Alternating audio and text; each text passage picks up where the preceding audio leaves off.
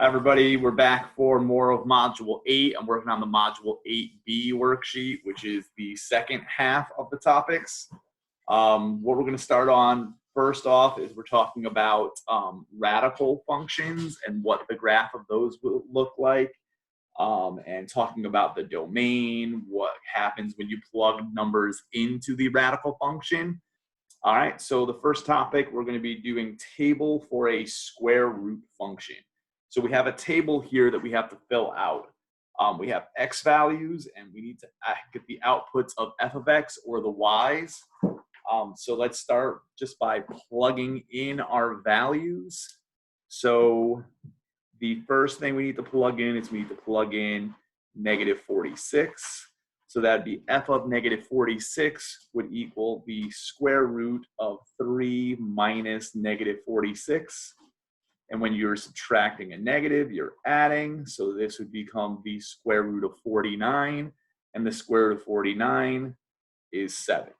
So we would fill that in with a 7. Now we're going to plug in 3. So we have f of 3 would be the square root of 3 minus 3, which would be the square root of 0. And the square root of 0 is 0. So we put a 0 there. Okay, this gets interesting now when I start to plug in our next value. So f of 12, this would be the square root of 3 minus 12. So that would be the square root of negative 9. And as you know, you cannot take the square root of a negative number. So it says right here, click not a real number if applicable. Okay, that would be right here, not a real number.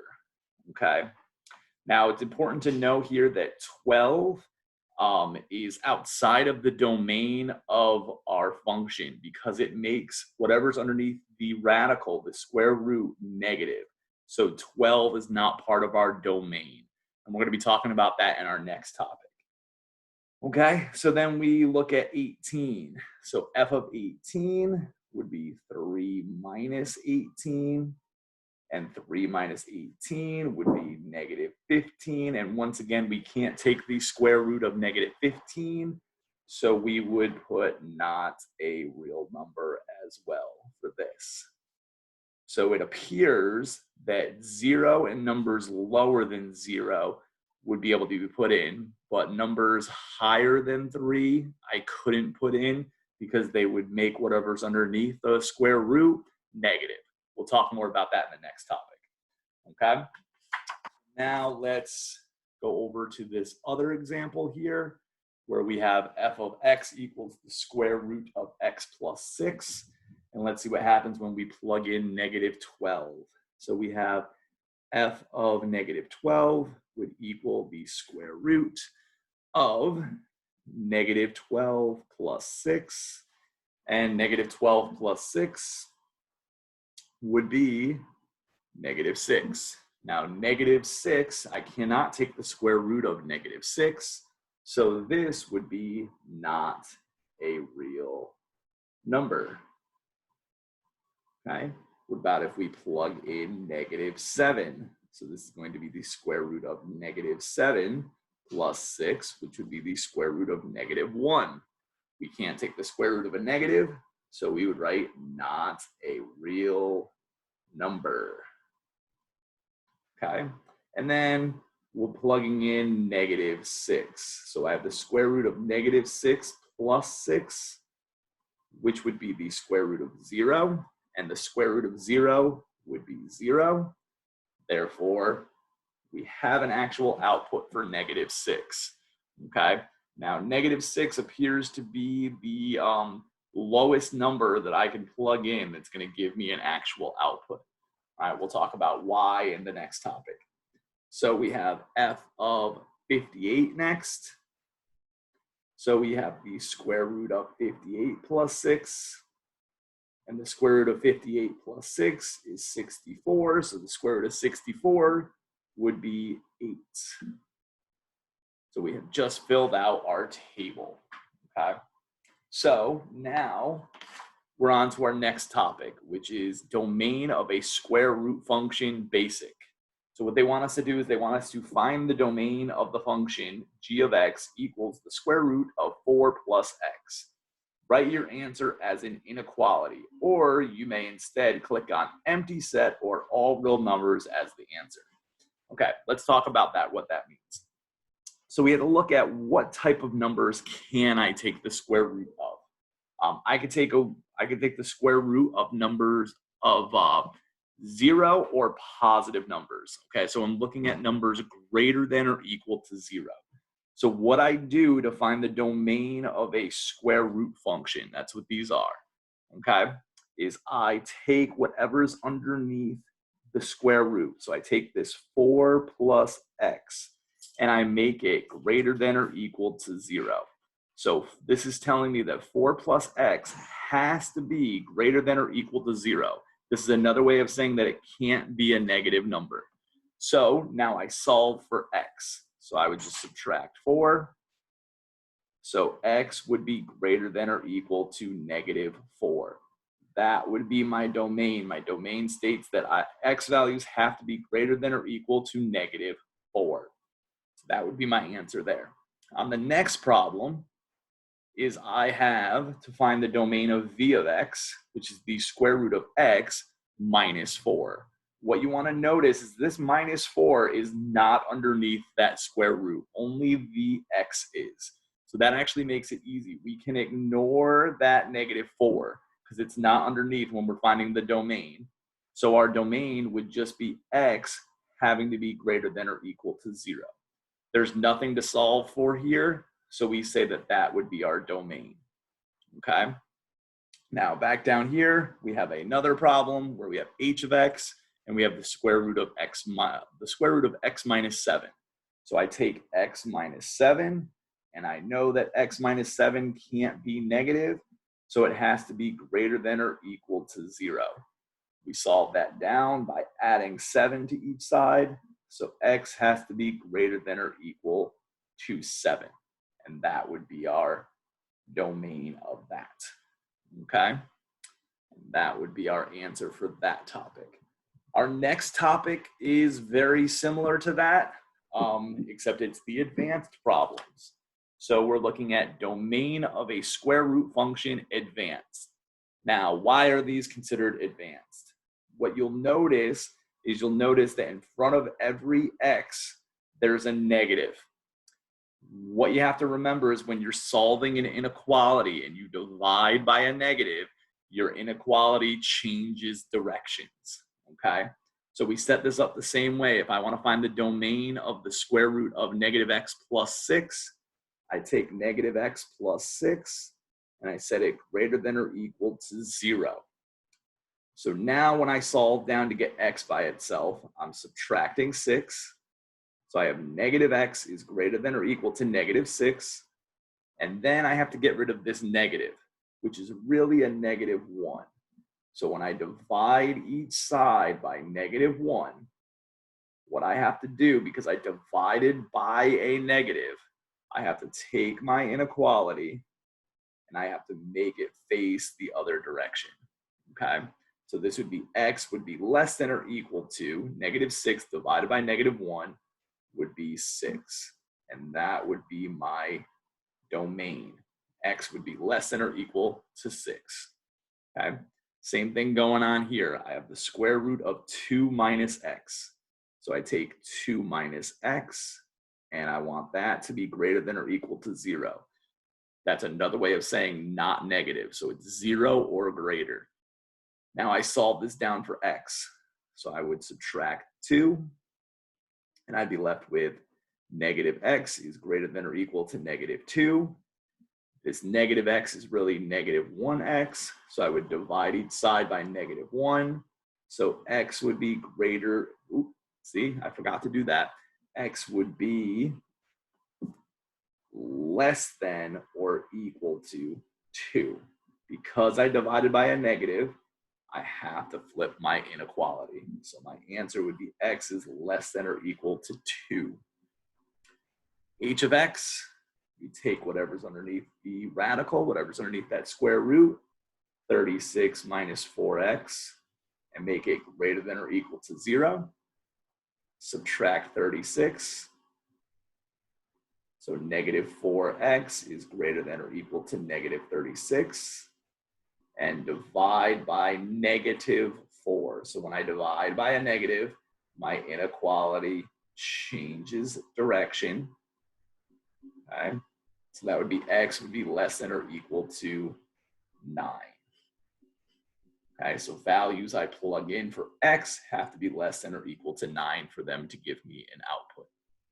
Okay, I believe next we're going to be talking about the graphs of this.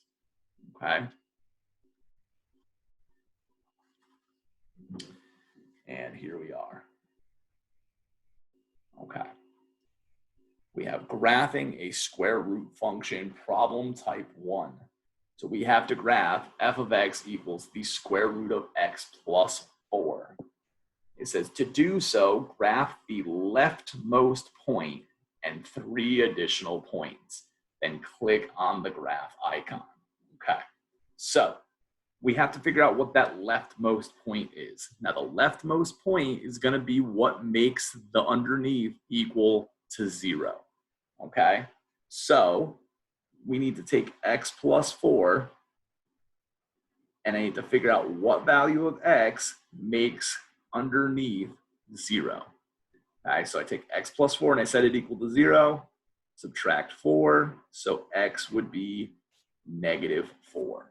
Okay, so your actual graph on Alex is going to have an x and a y axis.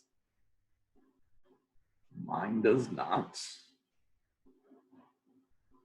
So I have to draw an x and a y axis, and on the first point I'm going to plot would be negative 4, 1, 2, 3, 4, and that outputs to 0. So that is my leftmost point. Now what I'm going to do from here is I have to plug in 3 additional points. So that's my leftmost point. So I'm going to go over right 1, 2, 3 points. So I'm going to be plugging in negative 3. So I have the square root of negative 3 plus 4, which would be the square root of 1, which is 1. So that's negative 3, 1. So that's my second point. Then I'm going to be plugging in negative 2. So I have the square root of negative 2 plus 4, which would be the square root of 2. Now, a lot of people think that the square root of 2 is 1, but it's not. The square root of 2 would be a decimal equivalent. Okay, let's figure out what that decimal would be. We would take the square root of negative 2. Or sorry, not the square root of negative 2, the square root of 2. And that would be 1.414. So at negative 2, I am plotting that. What happened there? Not sure what happened there. Okay, apparently it didn't like that. We have 1.414. Then I would be plugging in negative 1. Negative 1 plus 4 would be the square root of 3. And the square root of 3 would be 1.73. So 1.73 would be a little closer up. You can keep going to have it more accurate. If you have a graphing calculator, this would really help. Let me go grab one. Hold on. Okay, so if I had a graphing calculator and I didn't feel like typing in all of these and plotting those decimal points, what I can do is I can hit y equals to get into this screen, and I could type in my function here, and I would type in the square root. So I'd hit second x squared, and I would type in x plus 4. You could close your parentheses if you want. Then I want to look at the table of values. So I'm going to hit second graph, and that brings me into my table of values. If you notice, if you scroll up, you get errors here for those. That means that those would be unreal answers, right? It'd be non-real answers. So we have -4, 0. We plotted that point. Then we had -3, 1. Then we have our 1.4 and 1.7. If you want to avoid the decimals, take a look at the y values. So we would have 0, 2. So we would use that point 0, 2. Then I would scroll until I found another nice y value. And then we would have 5, 3. So 1, 2, 3, 4, 5, and 3. And that would give me my 3 points. And I'd end up having a graph that looks like that. Our actual graph would look like that. Okay. Let's see what else we have over here. Our next graph would be the square root of x plus 6. Okay. So, I think that's going to be a little too high. Let's go down here. Okay. The reason I'm doing this is because I know that the graph, this plus 6 is going to raise it up. So let's see. So we would have the square root of x. Now with this, if you're entering, notice that plus 6 is not underneath the square root. So to make that happen, you're going to have to close that parenthesis and then plus 6 afterwards. So if we look at our table of values, we want to find our leftmost point. So where are the errors stopping? At the point 0, 6. So I can plug in 0, 1, 2, 3, 4, 5, 6. Okay. Then I want to look again where my next non-decimal answer is. So that would be at 1, 7. Plot that. Then I come down here and I have 4, 8. So 1, 2, 3, 4. 1, 2, 4, 5, 6, 7, 8. And then I would scroll down a little more and I would have 9, 9. So 1, 2, 3, 4, 5, 6, 7, 8, 9. 1, 2, 3, 4, 5, 6, 7, 8, 9. And I would have my graph just like that. Okay. You want to look at what the graph would look like on a graphing calculator. You see here I'm up 6. I'm starting at 0 and I'm going over. You can, of course, make your own table of values by plugging that in. Same way we did up here, you could find that leftmost point and saying, well, x would equal 0, which would make the square root of 0. So 0 would be our leftmost point. We plug that in, and we'd have the square root of 0 plus 6, which is how I got that. Then you can go up from there, 1, 2, 3, to get your other points. I think it's much easier on a calculator. Okay. Once again, any of those calculator apps that I posted in Google Classroom will do this for you. Okay. Moving on, we'll do one more. We have the square root of x minus 4. So if I have my graphing calculator, under y equals, I want to plug in the square root of x minus 4. And then I'm going to look at my table of values. See, it starts off with a bunch of errors. Our first non-error point is 4, 0. So I'm going to plot 4, 0.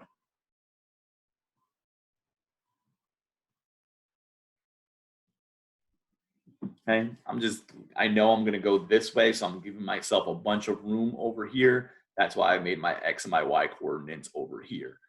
On Alex, they're going to give you the adjusted window and everything. Okay, so the first point I'm going to plot is 4, 0. So 1, 2, 3, 4, 0. Then our next non-decimal y is 5, 1.